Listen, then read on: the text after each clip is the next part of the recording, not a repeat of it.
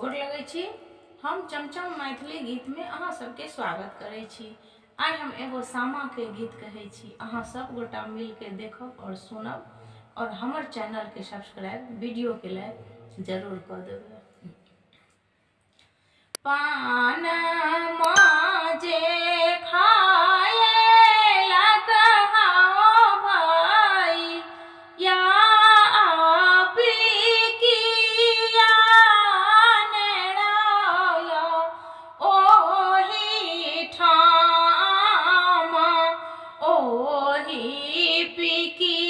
के दाप से हवा भैया आबी गेलै गंगा यमुना के बाढ़ी ओही